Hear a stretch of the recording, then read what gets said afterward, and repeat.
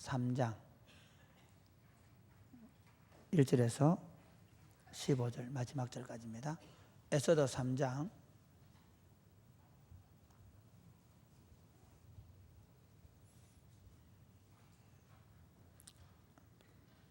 1절에서 15절 말씀 서로 교독하시겠습니다. 그 후에 아하수에로 왕이 아각 사람 함므다다의 아들 하만의 지위를 높이 올려 함께 있는 모든 대신 위에 두니 다 왕의 명령대로 하만에게 꿇어 절하되 모르드게는 꿇지도 아니하고 절하지도 아니하니 되걸문에 있는 왕의 신하들이 모르드게에게 이르되 너는 어찌하여 왕의 명령을 거역하느냐 하고 날마다 권하되 모르드게가 듣지 아니하고 자기는 유대인임을 알렸더니 그들이 모르드게의 일이 어찌되나 보고자 하여 하만에게 전하였더라. 하만이 모르드게가 무릎을 꿇지도 아니하고 절하지도 아니함을 보고 매우 노하더니 그들이 모르드게의 민족을 하만에게 알림으로 하만이 모르드게만 죽이는 것이 부족하다고 생각하고 아하수에로의 온 나라에 있는 유다인 곧 모르드게의 민족을 다 멸하고자 하더라. 아하수에로 왕 제12년 첫째 달 곧 니산월에 무리가 하만 앞에서 날과 달에 대하여 부르 곧 제비를 뽑아 12째 달 곧 아다르를 얻은지라. 하만은 한 민족이 왕의 나라 각 지방 백성 중에 흩어져 가는데 그 율법이 만민의 것과 달라서 왕의 율법을 지키지 아니하오니 용납하는 것이 왕에게 무익하니이다. 왕이 옳게 여기시거든 조서를 내려 그들을 진멸하소서. 내가 은 1만 달란트를 왕의 일을 맡은 자의 손에 맡겨 왕의 금고에 드리리이다 하니 왕이 반지를 손에서 빼어 유다의 대적 곧 아각 사람 함므다다의 아들 하만에게 주며 이르되 그 은을 내게 주고 그 백성도 그리 하노니 너의 소견에 좋은 대로 행하라 하더라. 첫째 달 13일에 왕의 서기관이 소집되어 하만의 명령을 따라 왕의 대신과 각 지방의 관리와 각 민족의 관원에게 아하수에로 왕의 이름으로 조서를 쓰고 각 지방의 문자와 각 민족의 언어로 쓰고 왕의 반지로 인치니라. 이에 그 조서를 역졸에게 맡겨 왕의 각 지방에 보내니 12째 달 곧 아달을 13일 하루 동안에 모든 유다인을 젊은이, 늙은이, 어린이, 여인을 막론하고 죽이고 도륙하고 진멸하고 또 그 재산을 탈취하라 하였고 이 명령을 각 지방에 전하기 위하여 조서의 초본을 모든 민족에게 선포하여 그 날을 위하여 준비하게 하라 하였더라. 같이 읽겠습니다. 역졸이 왕의 명령을 받들어 급히 나가매 그 조서가 도성 수산에도 반포되니 왕은 하만과 함께 앉아 마시되 수산성은 어지럽더라. 아멘. 추석 명절 잘 보내셨습니까? 네, 오늘 아직 젊은 사람들은 못 돌아오는 사람도 있는 것 같네요. 일부 예배 때 보니까 많이 조시더라고요. 몇 명 돼도 안 하는데 희한한 거는 분명히 여자들이 줘야 되는데 남자들이 졸더라고요. 깜짝 놀랐습니다. 남자들 분들 특별히 할 일이 없었지 않습니까? 텔레비전 보시고 맛있는 거 드시고 전을 구우셨던 것도 아니고 운전하셨군요. 네, 요즘은 남자도 운전을 많이 하니까 저도 사실은 뭐 한 이틀 정도는 거의 기사 노릇을 했습니다. 여러분 수고하셨는데 수고하셨다고 우리 여자분들 격려 박수 한번 보낼까요? 드디어 오늘 제가 우리 여자분들에게 사랑을 받는 날입니다. 그동안 제가 우리 남자 지사님들 이해하셔야 됩니다. 그동안 제가 14년 동안 얼마나 미움을 많이 받았는지 남자들을 너무 높여준다고. 그런데 제 동생이 그런 얘기 하더라고요. 제 동생도 이제 그쪽 그 김해 쪽에서 부목사를 하고 있는데 하는 말이, 아니 형님 어떻게 대구에서 오시는 목사님들은 다 똑같아요? 그러세요. 남자들을 너무 높인대요. 아, 다른가 봐요. 대구 쪽에 있는 목사들은 좀 다른가 봐요. 너무 남성들을 높여가지고. 혹시 조시가 싶어가지고 재밌는 얘기 하나 할게요. 재밌는 얘기 전에 이번 추석 명절에 배너라는 영화 나왔으니까 영화 한번 꼭 보시기 바랍니다. 부부간에 연세대 어른들은 가셔가지고 옛날 추억을 생각하는 부부간에 목장들끼리 가서 시간을 만들어 꼭 한번 보십시오. 아마 리메이크해서 만드는 것 같은데 저도 청년들하고 한번 같이 볼 생각입니다. 메리카라는 여학생이 학교에서 지각을 했어요. 그래 선생님이 뭘 했을까요? 남아 메리카 그랬대요. 네. 이거는 맛백입니다.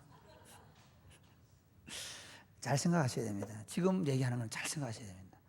추석날 이제 나이가 꽉 찬 딸이, 꽉 찬 게 조금 넘긴 딸이 명절이라고 집에 들어오니까 들어오자마자 아버지가 쏘아붙입니다. 야, 너는 뭐하냐? 시집도 못 가고. 이렇게 쏘아붙이니까 딸이 하는 말이, 대통령도 못한 걸 내가 어떻게 해요?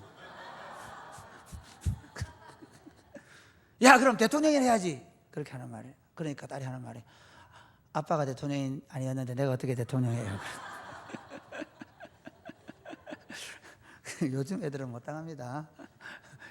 시집 안 가더라도 그냥 놔두시기 바랍니다. 인류 역사에서 가장 오래된 전쟁이 있습니다. 제가 사실 오늘 설교 제목을 가장 오래된 전쟁 이렇게 하려고 하니까 너무 추상적인 설교 제목이 돼가지고 세상 속에 당하는 사탄의 공격 이렇게 했는데요. 인류가 시작되면서부터 시작된 전쟁이 있습니다. 그 전쟁은 하나님의 나라와 사단의 나라입니다. 나라라고 말하기 했던 사탄의 세력입니다. 사탄의 세력은 하나님 나라가 서지 못하게 하는 것입니다. 사단은 때로 우리를 유혹해서, 하나님의 백성들을 유혹해서 하나님 나라가 서지 못하게 할 수도 있고요. 그래서 그 백성들이 부패하게 해서, 그 다음에 회유하는 방식을 씁니다. 권력에는 힘을 가지고 회유해서 무기력하게 만들어서 하나님 나라를 서지 못하도록, 하나님 나라가 무기력하게 만드는, 또 더 심한 경우에는 어떤 물리적인 공격을 통해서 하나님 나라를 서지 못하도록 하는 그런 공격을 사탄합니다. 거기에 대해서 하나님은 그 자기 백성들을 통해서 그 구원의 역사를 이루어가는 것이 바로 이 성경의 스토리입니다. 그래서 성경을 구속사, 구원의 역사, 구속의 역사, 그 말은 자기 백성을 구원하시는 하나님의 책이라는 말입니다. 자기 백성을 구원하시는 하나님의 책입니다. 오늘 우리가 읽고 있는 에스더서는 바로 그 구속사의 대표적인 작품입니다. 성경을 잘 아시는 분들은, 오래 예수 믿은 사람들은 에스더서의 내용을 훤히 알고 있지만, 우리 교인들 가운데는 연세가 드셔서 예수 믿는 분들이 많이 있거든요. 나이가 더 성년이 되어서 에스더서가 어느 책에 있고, 오래간만에 목사님이 에스더서 강의한다 해가지고 9월 달부터 이제 드디어 에스더서를 이렇게 해보면서, 이 책이 여기 있었구나. 뭐 우리 교회 전 에스더도 있는데, 그 에스더가 이 에스더에서 온 말인가, 뭐 이렇게 생각하는 분이 계실지 모르겠는데, 그래서 에스더서가 어떤 사람에게는 아주 쉽고 어떤 사람에게는 아주 어려운 책일 수 있습니다. 왜냐하면 하나님의 구속의 역사를 잘 아는 사람에게는 쉬운 책이지만, 그러나 그걸 잘 모르는 사람에게는 어려운 책일 수 있습니다. 분명한 것은 우리에게, 예수 믿는 사람에게는 지금도 계속되는 전쟁, 싸움이 있다는 사실을 알아야 합니다. 내 안에도 있습니다. 내 밖에서도 나를 그렇게 공격합니다. 우리 가정에 있습니다. 내부에도 있고 외부에서도 공격해 들어옵니다. 우리 교회 공동체에도 있습니다. 내부에서 유혹을 받거나 또는 어떤 그런 서로 시기와 질투, 분쟁이 있을 수 있고, 또 외부적인 사단의 공격이 있을 수 있습니다. 민족 전체나 나라 전체적으로 하나님의 나라 공동체와 그리고 그것을 무너뜨리고 하는 사단의 세의 공격이 민족적으로 나라적으로 이루어질 수가 있습니다. 예를 들면 에덴 동산에서 아담과 하와를 통해서 하나님은 하나님 나라를 이 땅에 건설하셨는데, 이 땅에 임한 하나님 나라를 깨뜨리기 위해서 사단은 하와를 유혹하고 네가 하나님처럼 될 수 있다는 유혹을 통해서 인간이 사단의 말을 듣고 하나님께 불순종함으로 사단의 세력이 이 땅에 침투했고 오히려 이 땅의 세력을 장악한 사건이 창세기 3장에 나옵니다. 그러면서 끊임없이 사단은 하나님의 백성들을 공격하고 회유하고 유혹합니다. 가인이 아벨을 죽인 사건은 하나님을 예배하는 사람인 가인을 이 땅에서 제거하고자 하는 사단의 공격으로 볼 수 있습니다. 그러니까 단지 가인이 인간적인 미움 때문에 한 것이라고 보는 것이 아니라, 그 인간적인 미움 속에는 사단의 부추김, 사단이 그를 통해서 하나님을 예배하는 자를 제거하고자 하는 사단의 계략이 있었다고 볼 수 있는 겁니다.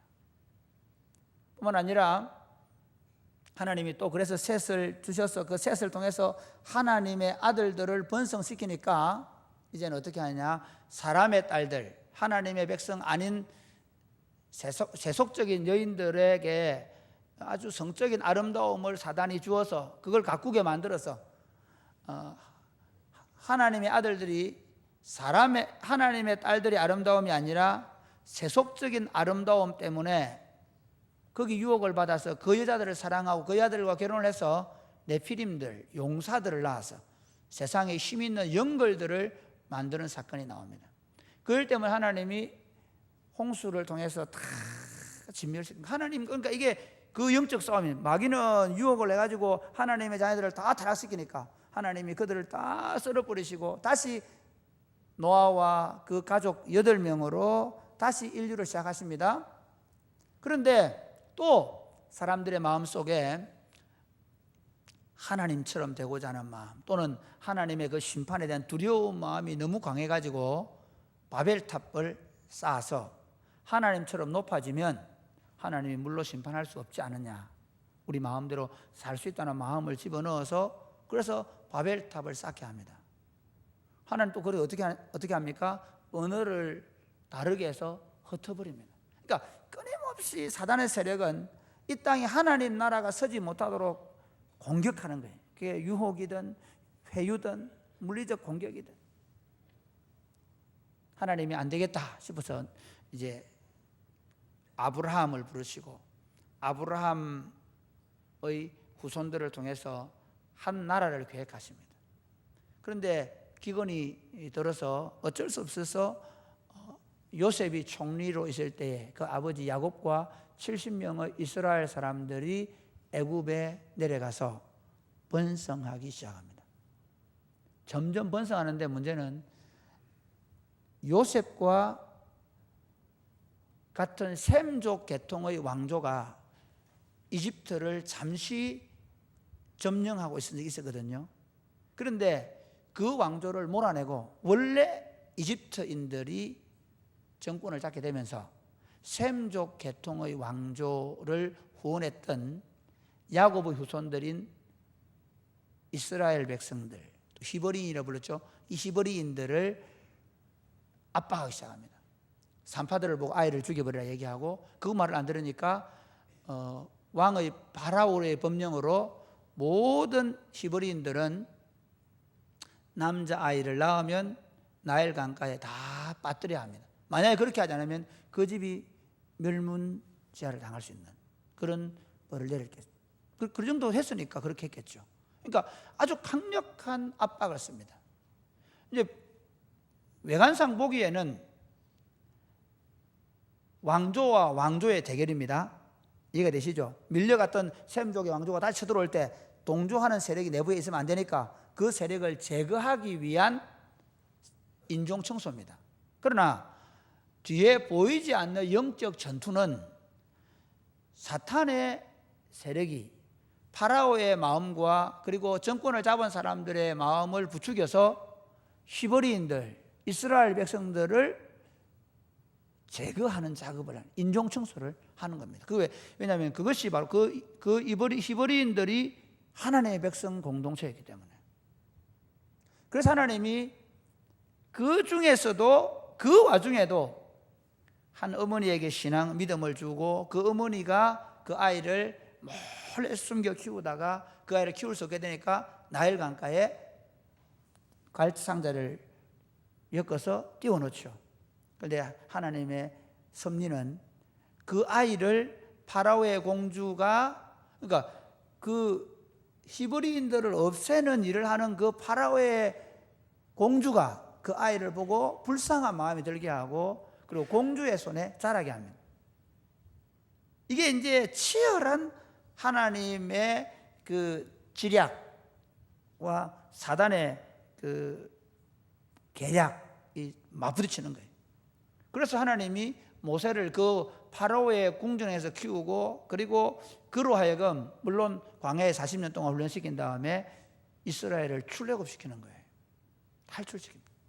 그러니까 끊임없이 자기 백성을 구원하셔서 자기 나라를 확장해 가시는 하나님과 그들을 진멸하려고 하는, 그들을 어떤 식으로든 힘을 잃게 만들고 없애려고 하는 사단의 끈질긴 전투가 인류의 역사에 면면이 흐르고 있다는 것입니다. 그런 관점에서 오늘 본문을 봐야 합니다. 본문을 보면 하만이라는 사람이 등장하지요. 하만이라는 사람은 아각 족속이라고 말합니다. 그리고 함므다다의 아들이라고 말합니다. 이 아각 족속이라고 왜 쓰느냐면 아각 족속은 마치 이와 같습니다. 블레셋의 왕들을 아기스라고 부르거든요. 블레셋의 그러니까 왕을 아기스라고 부릅니다.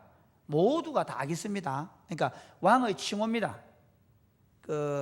예를 들면 애굽의 왕의 칭호는 바로거든요. 그래서 모든 애굽 왕들 원래 이름이 있습니다. 아메노테, 미세, 두투모세, 삼세 이런 이름이 있는데 성경에는 뭐라고 얘기하죠? 바로가 그렇게 얘기하지 않습니까? 똑같습니다. 그러니까 아각 사람이라는 말은 아말렉의 왕족이라는 뜻입니다. 아말렉 족속의 왕을 아각이라고 불렀기 때문에 아각 족속이라는 말은 아말렉의 왕가 집안에서 태어난, 함므다다의 아들이라는 말은 페르시아의 포로로 잡혀와서 오랫동안 생활을 했다는 증거입니다. 왜냐하면 함므다다는 이미 페르시아식 이름이기 때문에.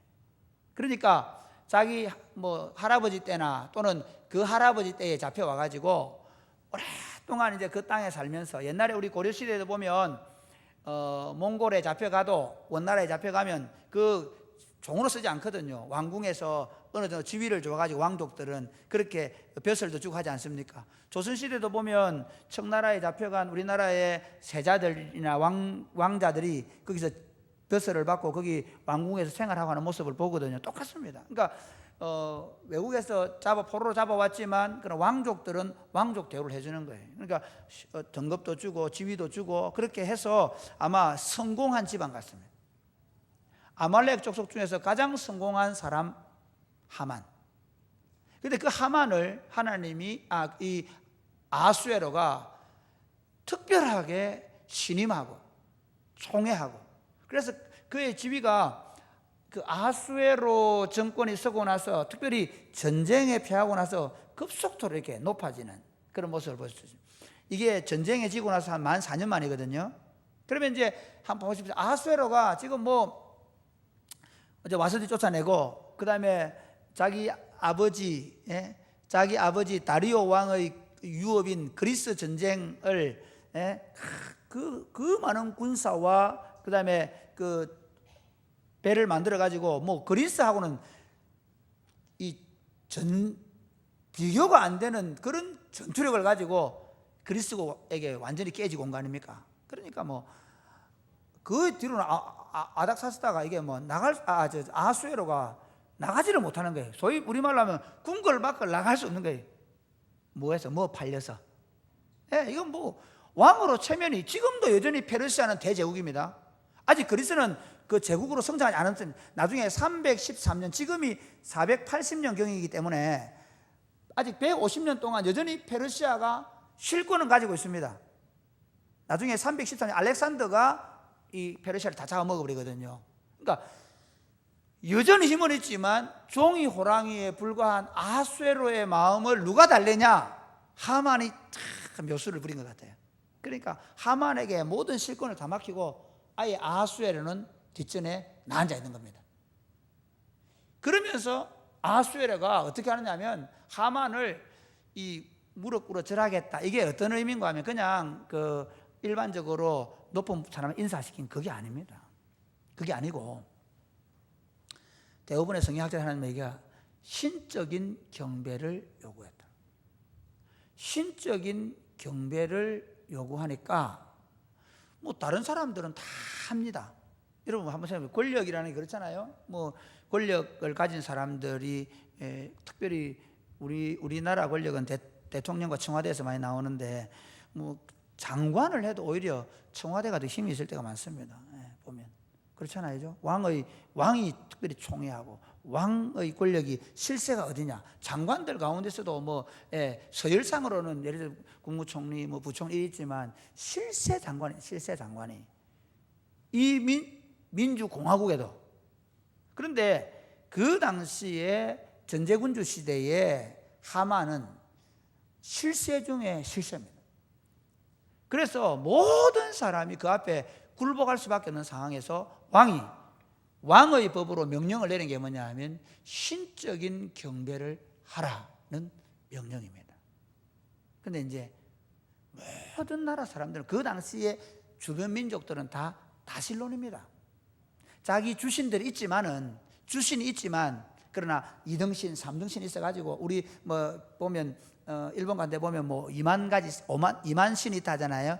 뭐 그까지는 안 되더라도 많은 신들이 있는 나라에서는 뭐 사람을 신으로 섬기든 특히 그래서 그 로마 신화 같은 데 보면 사람이 신 되고 하잖아요. 그 신의 경지. 그러니까 뭐 별로 문제가 안 됩니다. 그러니까 권력층에서 일어나고 있는 권력 내부에서는요, 왕이 하라면 하라는데 할 수밖에 없습니다. 그런데 한 사람은 할 수 없는 거예요. 모르드게는 안 되는 거예요. 모르드게는 거꾸로 생각하면요, 모르드게는 진짜 이 모르드게가 신앙이 있다고 생각하면 안 됩니다. 어떤 의미인가 하면 진짜 신앙 좋은 사람들은 다 이미 팔레스타인 땅에 돌아갔습니다. 진짜 신앙 좋은 사람들은 1차 포로기한 때에 자기 땅으로 돌아갔습니다. 우리나라 한번 보세요. 우리나라의 그 일제시대에 만주나 뭐 그 중국에 가서 살았지 않습니까? 미국도 가서 살고. 그런데 독립운동을 생각하고 독립을 위해서 싸웠던 사람들, 나라의 독립을 오매불만 기다렸던 사람 어떻게 합니까? 독립되자마자 막 고국으로 돌아가려고 몸부림을 치잖아요. 근데 이거는 아예 왕이 칙령을 내려가지고 고국으로 돌아가라 한 겁니다. 돌아갈 수 있는 모든 편의를 다 제공했고, 그런데 안 돌아왔다는 말은 무슨 말인가 하면 모르드게가 여전히 이 땅에 미련이 있는 거예요. 두 번째는 뭐냐면, 그리고 사실 우리나라가 일제시대 돌아가는 거하고 유다인들이 예루살렘 돌아가는 거하고는 하늘과 땅 차이입니다. 유다인들은 예루살렘은 하나님의 도성입니다. 그들의 삶과 신앙의 본거지입니다. 그곳에서 메시아가 옵니다. 그렇기 때문에 그곳에 있어야 합니다. 그러니까 유다인들에게 있어서 예루살렘이 그렇게 중요해요. 그렇기 때문에 예루살렘 성전을 짓고 예루살렘 성벽을 재건하고 하는 일을 이렇게 하는 거예요. 목숨을 걸고 하는 거예요. 근데 거기 모르드게가 빠졌다는 말은 모르드게가 그렇게 신앙이 탁월한 사람이라고 볼 수는 없습니다. 그런데 자 보세요. 여기서 중요합니다. 한 가지 자기 정체성. 이거 유대인들이 가지고 있는 거거든요. 우리가 그렇잖아요. 우리가 막 예수 잘 믿는다고 막 어디 가서 막 하고 안 다녀도 딱 한 가지 걸릴 때는, 정체성의 문제에 걸릴 때는 어쩔 수 없이 나를 드러내야 되는 거예요. 하나 예를 들면요, 제가 이제 옛날에 거제도 있을 때 대우조선소에서 보면 배를 진수할 때, 죄송합니다. 배를 진수할 때 돼지 머리를 놓고 그리고 간부들이 절을 해요. 그러면 이제 누가 걸립니까? 직장생활 할 때 누구 뭐 자기 정체에 들으면 안 되잖아요. 뭐 같이 다 술자리 하고 다 하다가도 딱 걸리는 거 뭐냐? 돼지 머리 앞에 이제 절해야 되는 상황이 벌어지면 거기 믿는 사람한테 저는 안 되겠습니다. 그건 안 되는 거거든. 이제 모르되게 상황이 그런 상황이에요. 하나님의 백성들에게 있어서 다른 거는 거기 섞여 살면서 자기 에서도 보고 너 유대인인 거 말하지 마라. 유대인의 정체성 드러내지 마라. 그랬을 정도로 모르드게도 이미 그 사회 속에 개토가 아니라 그 세계 제국인 페르시아의 녹을 먹고 살고 있는 관리란 말이에요. 그러니까 웬만하면 그냥 숨어 있을 수 있는데 숨어 있을 수 없도록 만든 사건이 벌어진 거예요. 여러분 이해가 되십니까? 우리가 신앙생활 하다 보면 그렇습니다. 우리가 직장생활 하면서 늘 내가 예수 믿는다, 내 그리스도인이다 그렇게 하고 다닐 수는 없습니다. 그렇죠? 그러나 딱 그렇게 못하게 만드는 수가 있습니다. 어떤 경우가 있냐면 제가 옛날에 한번 말씀드린 창원의 모 회사에 이제 뭐 과장이 외국에서 온 손님을 접대해야 되는 거예요. 근데 그 접대 내용이 뭐냐면 술과 성입니다. 술과 성을 대접하라는 거예요. 그 과장을 통해서. 김 과장 이거 좀 하지? 예, 이사님 저 안 되겠는데요. 왜? 저 예수 믿는데요. 야, 시옷 끼어가. 나도 예수 믿어. 그러지 안 되겠는데요. 그러니까 그런 상황이 우리가 발생할 수 있다는 겁니다. 우리가 세상 속에 살아가면서 우리가 직장 생활을 하고 하면서 굳이 내가 예수 믿는다고 깃발 들고 안 다녀도 어쩔 수 없이 내가 그리스도인임을 드러내도록 하는 사건들이 우리에게 벌어질 때 우리가 어떻게 행동할 것인가 하는 것입니다. 여러분 어떻습니까? 우리 이런 일이 많이 있어요. 우리 신앙 양심을 묻어버릴 것인가? 회유거든 어느 정도 묻어버릴 것인가 아니면 드러낼 것인가? 그 싸움이 우리에게 있습니다. 끊임없이 사단은 이 정체성에 대한 싸움을 가지고 우리를 공격해 들어옵니다. 거기 휘말려 버리면 끝납니다, 사실은. 그런데 그렇게 이제 모르드게가 절을 할 수 없으니까 절을 안 하고 있으니까 동료들이 처음에는 찌릅니다. 야, 너 뭐냐? 다른 사람 다 하는데. 나 유대인이야. 유대인은 유일신 여호와만 신으로 경배해. 무슨 소리야? 우리도 다 신 있어. 우리도 다 우리나라 신들이 있어. 그래도 어떡하냐? 나라에 녹을 먹고 사는데 왕이 명령한 거 아니냐? 나는 그래도 못해. 그러니까 그래도 못하는 게 있습니다. 그러니까 그리스도인들은 세상 사람들 다 해도 누구든지 다 할 수 있는 일도 내가 그리스도인이기 때문에 못하는 일이 있다는 겁니다.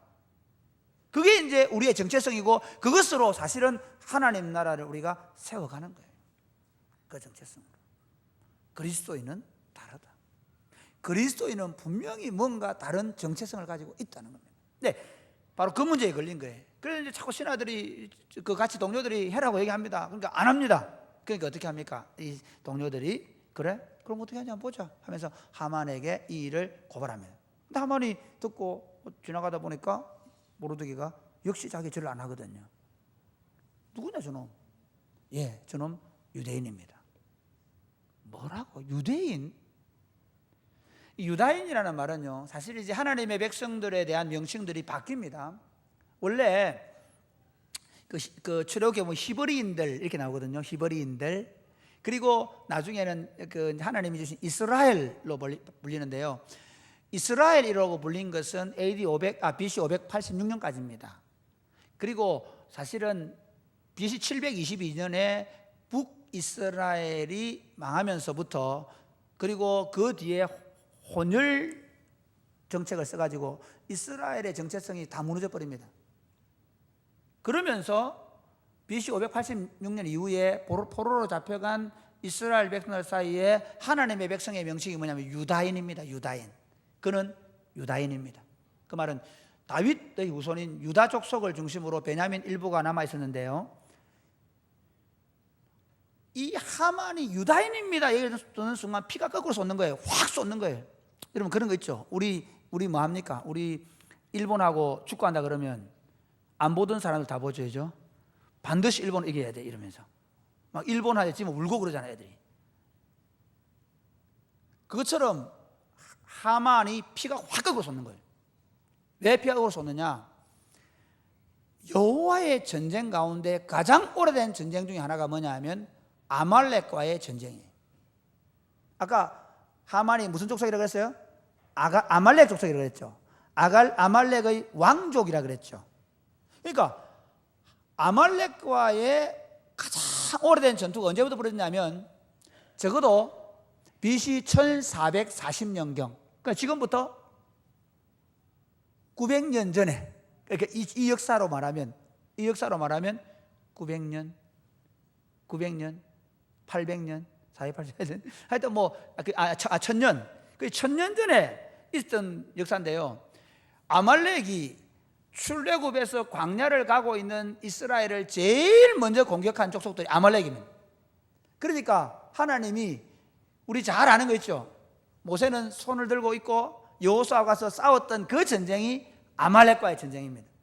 이 아말렉 족속들은 사실 크게 주거지가 별로 없고요. 그 떠돌면서 도적대처럼 다니면서 민족들을 약탈하는 나라 민족들이거든요. 꼭 우리 옛날에 뭐 여진족 사면서 그러잖아요. 그런 사람들이에요. 그러니까 하나님께서 뭐라고 얘기하냐면 출애굽기 17장에 보면 17장 16절에 마지막에 이렇게 얘기하거든요. 뭐라고 하냐면 내가 대대로 아말렉과 싸우겠다 그렇게 이야기합니다. 그러니까 아말렉 족속들이 하나님이 아말렉 족속과 전쟁을 써면 어떻게 대대로 싸우겠다 그렇게 이야기를 합니다. 그 아말렉과의 싸움이 가장 치열하게 그러면서 강력하게 나타났던 데가 언제냐면 이스라엘 일대 왕인 사울입니다. 오늘 여러분들 왜 졸려온지 알겠죠? 역사 얘기하다 보니까. 그러나 여러분 이 도도하게 흐르는 하나님의 구속 역사를 모르고는 성경을 이해를 못하시기 때문에 제가 이 역사 얘기를 하는 거예요. 잘 들어놓으세요. 재밌습니다. 이래서나 공부한 건데 하나님이 이스라엘이 이제 왕권을 딱 갖추자마자 첫 번째 왕인 사울이 왕권을 제대로 갖추자마자 쉽게 말하면 힘이 생기자마자 블레셋의 간섭으로부터 좀 벗어나자마자 어떻게 하느냐면 블레셋은 침공을 해온 거거든요. 그래서 사울이 싸운 겁니다. 그런데 침공을 한 나라가 제일 먼저 침공한 나라가 어느 나라냐? 아말렉입니다. 그러니까 하나님은 마음속에 아말렉 저놈들은 다 진멸한다는 생각이 있는 거예요. 그래서 일대 왕인 사울에게 어떻게 하냐? 내가 여호와의 명령을 준다. 그러면서 사무엘의 입으로 하는 말이 이렇게 얘기합니다. 사무엘이 사울에게 이르되 여호와께서 나를 보내어 기름을 부어 그의 백성 이스라엘 위에 왕으로 삼으셨은즉 이제 왕은 여호와의 말씀을 들으소서. 그러면서 우리 한번 같이 읽어볼까요? 잠도 하니까 시작. 만군의 여호와께서 이같이 말씀하시기를 아말렉이 이스라엘에게 행한 일이 곧 애굽에서 나올 때에 길에서 대적한 일로 내가 그들을 벌하노니 지금 가서 아말렉을 쳐서 그들의 모든 소유를 남기지 말고 주멸하되 남녀와 소아와 젖먹이는 아이와 우양과 낙타와 나귀를 죽이라 하셨나이다 하니. 여러분 하나님의 뒤끝이 있습니다. 뒤끝 장렬이죠. 아말렉이 한번 하나님 백성 건진 이것 때문에 하나님이 사울이 왕이 되어서 권력이 강해지고 군사력이 딱 생기자마자 제일 먼저 아말렉 진멸하는데 아이, 그 다음에 젖먹이, 낙타, 짐승들까지 다 썰어버려요. 사울이 이 전쟁을 수행하러 갑니다. 그런데 사울이 이 전쟁을 거의 90% 완성했어요. 남은 족속들이 누구냐? 아각 왕을 살려오기도 하고, 그 다음에 짐승들 좀 살려오고 하고, 그러니까 그렇게 했는데 하나님은 그 사건 때문에 사울을 버리기로 작정했어요. 하나님 뒤끝 있으시죠? 하나님 자기 마음에 아말렉을 완전히 진멸하라 그랬는데 사울이 그 일을 자기 마음대로 한 거예요. 그 일을 제대로 안 한 거예요. 그것 때문에 하나님은 사울을 버리기로 했어요. 그리고 사무엘이 그 아각 왕을 찍어가지고 죽여버리거든요. 거꾸로 보십시오. 거꾸로 보면 하만의 입장에서 보면 자기 조상이 이스라엘 족속들에게서 완전히 진멸당하고 그래서 떠돌을 수밖에 없었던 역사가 바로 어떻게 보면 이 유다인들 때문이거든. 그리고 자기 조상 중에 한 왕은 그 선지자에게 찍혀서 죽는 그게 있어. 그래서 하만 입장에서는 유다인 그러면 피가 꺾어서 쏟는 거예요. 그 적개심이 불탑니다. 그 적개심 때문에 어떻게 하냐면 그 같이 있는 신하들 보고 제비를 뽑고 부르를 뽑으라는 그 제비거든. 제비를 뽑아서 날짜를 봤습니다. 12월 마지막 13일 날. 그러니까 지금부터 11달쯤입니다. 1월 달이니까 12월 달에 날짜를 잡아요. 이게 이제 뭐 나름 신탁이거든요. 탁 잡아가. 그다음에 어떻게 하냐? 왕에게 나아갑니다. 왕에게 뭐라고 하냐면 왕이시여, 지금 당신이 다스리는 이 모든 제국에 모든 나라의 족속들이 잡혀와 있지만 너무나 평화롭게 왕의 법령을 잘 지키면서 살고 있습니다. 그런데 유독 한민족만큼은 절대로 제국에 섞이지 않고 자기들끼리만 모여 살면서 자기들의 법령을 가지고 있으면서 그것이 만약에 왕의 법령이라 할지라도 자기들의 법에 저촉이 되면 왕의 법을 지키지 않은 민족이 있습니다. 그 민족은 반드시 없어지는 것이 왕에게 유익합니다. 그러면 반대로 왕이 그들이 있는 것은 무익하다. 그 말은 그들이 없어지는 것이 왕에게 유익합니다. 이렇게 얘기하는 거예요. 그러니까 워낙 신이 많은 하만이 또 자기 그 민족 가운데서 그 소수민족 작은 민족이 그렇게 독특한 자기 색깔을 드러내고 있다고 하니까 제거하라는 거예요. 지금 저 티벳 있잖아요. 티벳이 중국으로부터 굉장히 박해를 받고 있죠. 소수민족들 가운데 자기의 종교적인 색채나 뭐 이런 걸 통해서 계속 드러내면 이 다민족 국가에서는 걸림돌이 되거든요. 그래서 아하수에로는 자기 제국의 안녕을 위해서 허락을 합니다. 그리고 하만은 그 적개심 때문에 제거하려고 합니다. 그러나 보이지 않는 영적 전쟁은 뭡니까? 이게 중요합니다. 지금 유다인의 형편을 한번 보십시오. 유다인의 형편은요, 바벨론 포로에 잡혀와 있는 사람들대로 지금 거의 묻혀 살고 있습니다. 그렇죠? 네. 그리고 또 하나, 지금 포로에서 돌아간 5만 명을 중심으로 나라를 세워보려고 하지만 실제로는 너무 질이 멸렬합니다. 네, 질이 멸렬해요. 그 성전 하나도 제대로 못 세웁니다. 지금 우리로 말하면 뭐 예배당보다 좀 규모 크겠지만은 그래도 한 민족이 한 나라가 성전 하나도 세울 수 있는 재력과 힘이 없는 그런 상황입니다. 아주 보잘것없어요. 미미해요. 그러니까 어떻게 합니까? 원래 하나님의 백성들이 힘이 강할 때는요, 여러분 개인적으로 돈이 있고 힘이 있을 때는 절대로 마귀가 무력으로 공격하지 않습니다. 유혹합니다. 회유합니다. 그 지위를 가지도록 그 돈을 가지려고 정체성을 잃어버리게 합니다. 그러나 힘이 약해지면 짓밟습니다. 그래서 어떻게 하느냐? 수산성과 모든 바벨론 도성에 있는 모든 유다인들을, 하나님의 백성들을 제거하는 전략을 하만의 적개심을 이용해서 지금 사단이 펼쳐가고 있다는 것입니다. 그걸 보는 눈이 있어요. 우리도 마찬가지입니다. 우리의 상황 가운데서요, 우리가 이 땅에 살아가는 동안에 마귀가 때로는 우리를 회유하고 때로는 우리를 유혹하기도 하지만 때로는 우리로 하여금 그런 강력한 압박이 올 때 있습니다. 한국 사회는 조금 보이지 않습니다. 한국 사회는 더 교모한 방법으로 우리를 공격합니다, 사단이. 그러나 조금 보이는 방법을 얘기해 볼게요. 지금 북한의 수용소, 강제 수용소예요.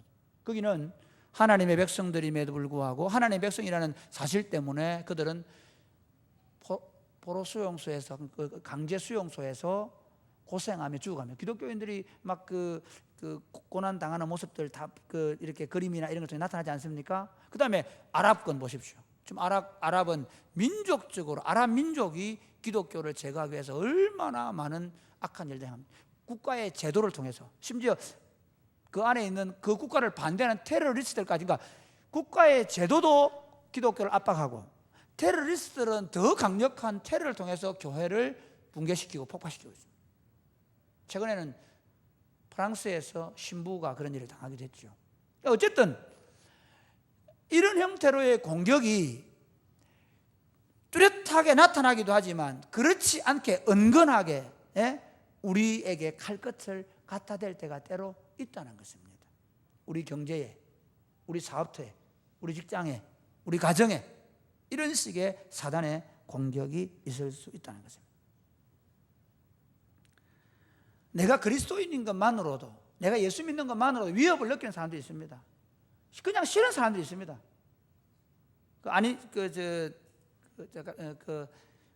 옛날에 제가 학교 선생님의 글을 읽는데 그 글을 같은 교사들끼리, 재미있는 교사들끼리 기독교인이라고 하면 그렇게 싫어하는 거예요.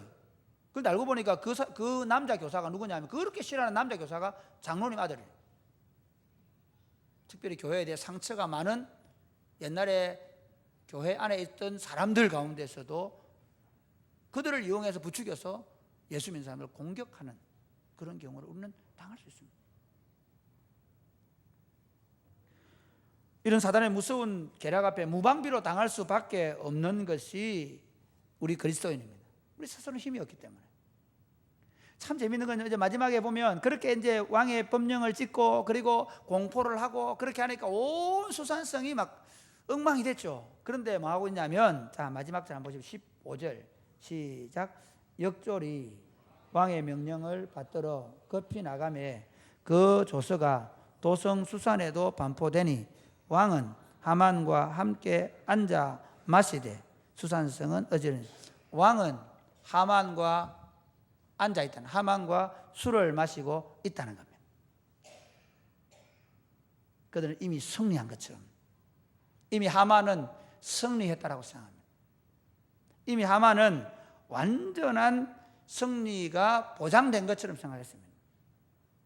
그래서 제가 전체 에스더서를 말하지 않겠습니다. 그러나 사랑하는 여러분, 오늘 여기에서 우리 생각해야 되는 게 뭐냐면, 내가 지금 실패한 것 같은 상황 속에서도 조금도 두려워할 이유가 없다는 것입니다. 왜냐하면 이 가장 오래된 전투에서 같이 해볼까요? 항상 하나님은 승리하셨습니다.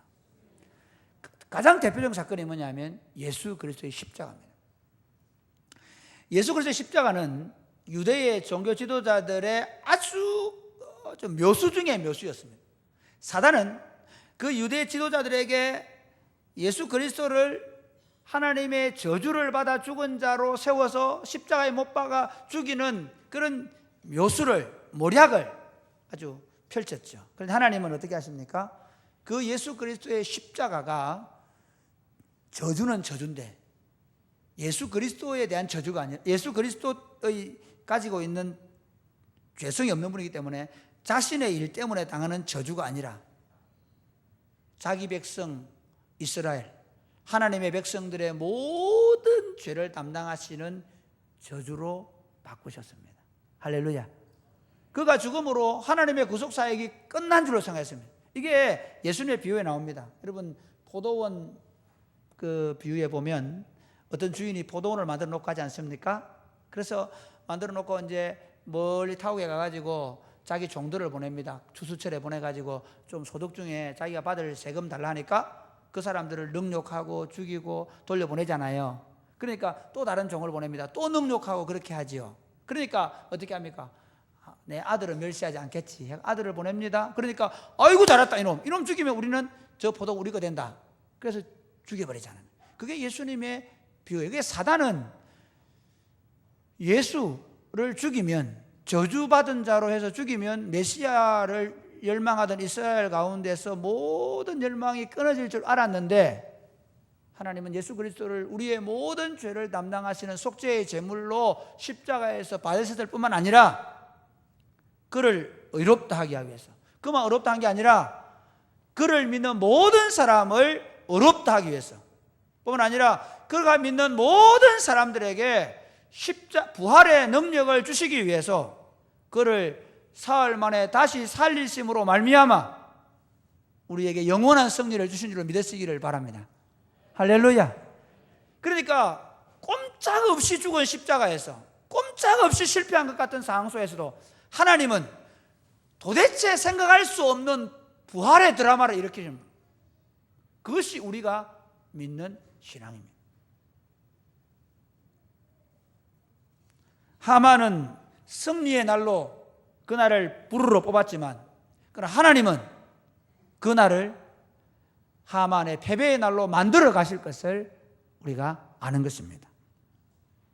사랑하는 여러분, 우리가 사단의 전략에 또는 사단의 공격에 코너로 몰릴 때에 여러분 조금도 그 상황에서 두려워하지 마시기를 바랍니다. 이사야 43장 1절에 3절에 이렇게 얘기합니다. 야곱아, 너를 창조하신 여호와께서, 우리 한번 볼까요? 이사야 43장 1절에 3절 시작. 야곱아, 너를 창조하신 여호와께서 지금 말씀하시느니라. 이스라엘아, 너를 지으시니가 이제 말씀하시느니라. 너는 두려워하지 말라. 내가 너를 구속하였고 내가 너를 지명하여 불렀나니 너는 내 것이라. 네가 물 가운데로 지날 때에 내가 너와 함께 할 것이라. 강을 건널 때에 물이 너를 침몰하지 못할 것이며 네가 불 가운데로 지날 때에 타지도 아니할 것이요 불꽃이 너를 사르지도 못하리니 대저 나는 여호와 내 하나님이요 이스라엘의 거룩하니요 내 구원자임이라. 내가 애굽을 너의 속량물로 구스와 스바를 너를 대신하여 주었노라. 할렐루야. 사랑하는 여러분, 우리가요 미움을 받고 그리스도인이기 때문에 우리가 뭘 잘 못해가지고 그런 건 어쩔 수 없습니다. 그러나 내가 어쩔 수 없어서 때로 내 하고 있는 일이 어려움을 당하고 밀리고 쫓기고 남들보다 좀 더디 가고 늦게 가고 둘러가고 그럴 때 걱정하지 마십시오. 하나님이 이미 우리를 승리자로 세우셨다는 겁니다. 그래서 우리 여기서 한번 적용해 보십시다. 한번 같이 따라해 볼까요? 우리 자신의 정체성을 분명하게 드러내고 삽시다. 나는 이미 승리자입니다. 사실은 내가 내 정체성을 드러내지 않으면 않을수록 우리 삶은 비참해집니다. 내가 세상에서 갖고 싶은 거, 내 욕심, 내 정욕은 채울 줄 몰라도 하나님의 백성이 자기 정체성을 묻어놓고 사는 것은 자기 스스로를 비참하게 만드는 길입니다. 거기 기쁨 없습니다. 거기 평안 없습니다. 두 번째는 한번 같이 세상 사람들의 조롱과 멸시에 대하여 신경 쓰지 맙시다. 세상 사람들이 우리가 예수 믿는 것 때문에 내가 믿음을 드러내는 순간에 부장님이 뭐라 할까? 내가 믿음을 드러내는 순간에 분명히 내가 어려움을 당하고 실패를 당할 수 있다는 사실을 예견될 때가 있죠. 종종 저희 집에 집사람은 제발 목사 얘기 좀 하지 마라 그래 얘기해요. 특별히 이사 갈 때. 꼭 이사 갈 때는 얘기 해놓으면 오면 유리가 하나 깨져 있다든지 우리가 좋게 생각하는 그릇이 하나 깨져 있다든지 말도 못해. 그 집사람 그러면 이사 갈 때는 제발 목사 얘기하지 마라.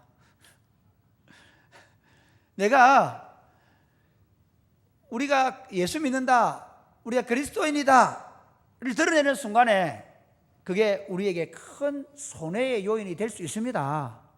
그러나 사랑하는 여러분, 그거 두려워하지 마십시오. 하나님이 반드시 우리가 돌아가고 우리가 때로는 뒤로 처지는 것 가운데에서도 반드시 하나님께서 우리를 하여금 승리하게 하실 것이다.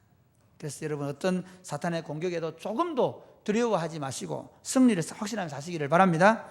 자, 마지막 이 말씀을 읽고 마치겠습니다. 로마서 8장 33절에 39절에 보면 바울이 하나님의 백성들에게 이 확신을 가지고 살라고 말했어요. 우리 한번 같이 시작. 누가 능히 하나님께서 택하신 자들을 고발하래요. 의롭다 하시는 하나님이시니 누가 정죄하래요.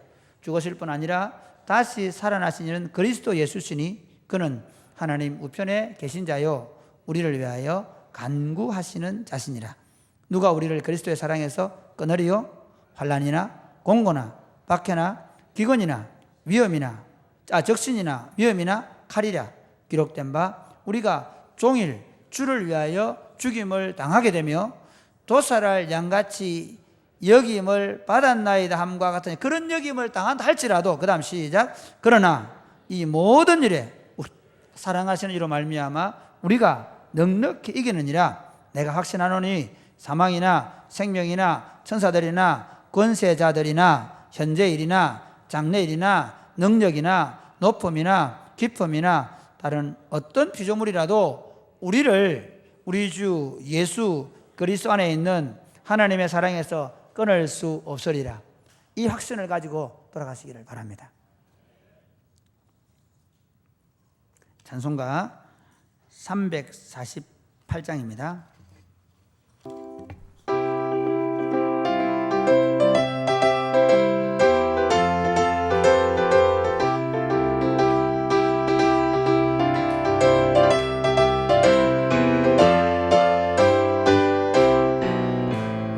마귀들과 싸울지라 죄악 벗은 형제여, 담대하게 싸울지라 적이 약한 적병과 심판 날과 멸망의 날 내가 선물을 곧 다가오리라. 영광 영광 할렐루야, 영광 영광 할렐루야, 영광 영광 할렐루야. 곧 승리하리라. 마귀들과 싸울지라 죄악 벗은 형제, 보험치는 무리들은 흉한 마귀 아닌가. 무섭고도 더러운 죄 모두 떨쳐버리고 주 예수 붙들라. 영광 영광 할렐루야, 영광 영광 할렐루야, 영광 영광 할렐루야. 승리하리. 일어나실까요? 마귀들과 싸울지라 죄악 벗은 형제여, 구주 예수 그리스도 그 심판을 벌리고 너를 도와주시려고 서서 기다리시니 어서 나오라.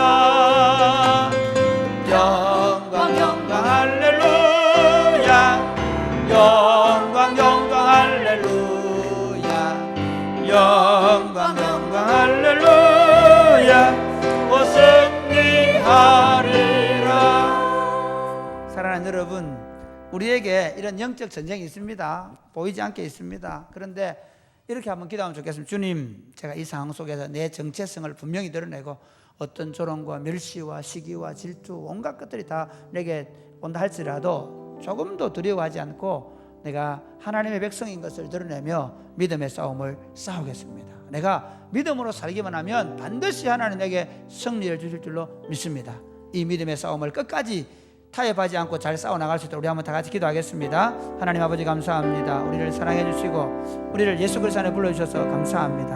하나님 아버지, 우리로 하여금 이 믿음의 싸움을 잘 싸워나갈 수 있도록 은혜를 베풀어 주시고 이 믿음의 싸움을 잘 싸워나감으로 말미암아 우리 안에 있는 모든 영적 전투를 승리하며 승리의 기간을 부르며 나아갈 수 있도록 복을 내려 주시기를 간절히 바라옵고 소원합니다. 하나님, 이 사단의 공격 때문에 지금 여러 가지 어려운 일을 당하고 있고 힘든 여건에 있는 성도들을 기억해 주시고 하나님 반드시 승리할 것이라는 확신을 가지고 하나님 물러서지 아니하고 끝까지 싸워 이길 수 있도록 주님 복을 내려 주옵소서.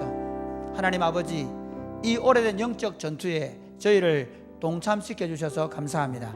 개인적으로, 가정적으로, 또 교회적으로 또는 민족과 국가적으로 하나님, 이 하나님 나라가 공격을 받고 있고 또 그 공격에 우리들까지 포함되어 있음을 고백합니다. 그래서 그 공격으로 인해서 때로 우리가 참 많이 지쳐있고 힘들기도 하고 코너에 몰려서 꼼짝할 수 없는 상황 가운데 있을 수 있습니다. 사랑하는 주님, 그럼에도 불구하고 타협하지 말게 하여 주옵소서. 믿음으로 서 있으면 이긴다는 사실을 알게 하여 주옵소서. 믿음으로 굳게 서게 하여 주옵소서. 두려워하지 말라. 내가 너와 함께 함이니라. 놀라지 말라. 나는 내 하나님이 됨이니라. 내가 너를 굳세게 하리라. 참으로 너를 도와주리라. 참으로 나의 의로운 오른손으로 너를 붙들리라. 약속하신 그 하나님의 약속의 말씀을 믿고 끝까지 믿음으로 승리하는 주의 백성들 되게 하여 주옵소서. 예수님 이름으로 기도드립니다. 아멘.